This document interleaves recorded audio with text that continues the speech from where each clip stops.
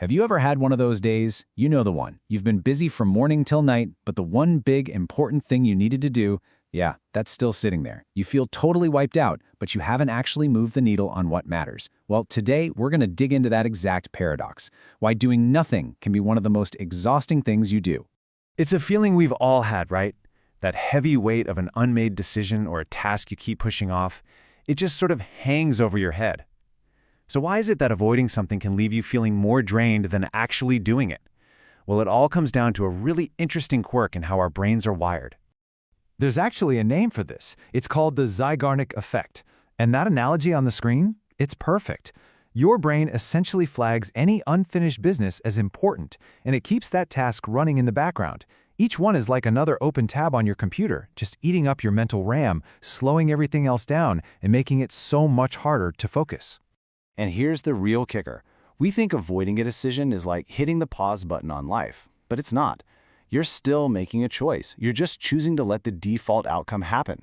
You know, if you don't reply to that email about a potential job, well, you've just decided to pass on it. Inaction always leads to a result. It's just very rarely the one you actually wanted. So, this feeling of being totally paralyzed, it usually comes from a couple of really powerful psychological forces. Let's pull back the curtain and see what's actually happening in our heads when we feel that way. First up, the big one. Imposter syndrome. Oh man, this one's a classic. It's that little voice in the back of your mind whispering, "You're a fraud. You just got lucky, and any second now, they're all going to figure it out." It makes you second-guess everything you do, and that doubt can be absolutely paralyzing. Now get this. If you've ever felt that way, you are so far from alone.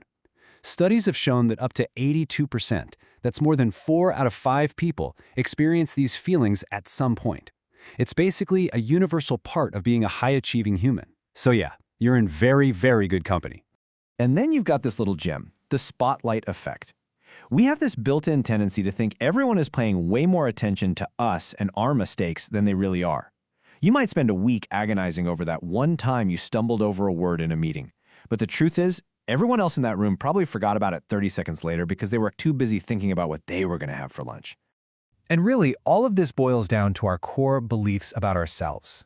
If you have a fixed mindset, you believe your talents are just fixed. So if you fail, it means you are a failure. It makes sense why you'd avoid challenges, right? But with a growth mindset, you see failure as a chance to get better. It's the simple but game-changing shift from saying, "I can't cook," to "I can learn how to cook." Okay, so we've looked at what's going on inside our heads. Now let's bust a massive myth from the outside world that fuels our fear of failure. This whole idea of overnight success. Because the reality, well, it's a lot messier and frankly a lot more inspiring. Real innovation, real progress, it's not about nailing it on the first try. It's about being willing to try something, to take a risk, and to make those mistakes that are just part of the process. Every single stumble isn't a failure, it's a data point. It's information that gets you one step closer to where you need to be. And you know who is the poster child for this? Thomas Edison. I love this story. A reporter supposedly asked him, how did it feel to fail 1,000 times? And his response was perfect. He totally reframed it. They weren't failures. They were just steps, 1,000 steps to get to the invention. Each wrong attempt simply taught him one more way not to build a light bulb. This idea is so powerful that some people, especially in academia, have started creating something called a CV of failures. It's a public list of all their rejections, their failed grant proposals, their setbacks. And it's a brilliant way to fight back against this myth of perfection and show that the real path to success is just paved with persistence. It's about celebrating the courage to keep trying. And trust me, you are in incredible company when you fail. Oprah was told she was unfit for TV news. J.K. Rowling was rejected by publisher after publisher. George Lucas was told nobody wanted to see his weird space movie. And Michael Jordan, the greatest basketball player of all time, was cut from his high school team. Their stories aren't about the setbacks, they're about the comeback. All right, we've talked about the problem, we've dissected the psychology, now let's get practical. Let's talk solutions. Here's a toolkit you can use to break that cycle of inaction and actually start failing forward.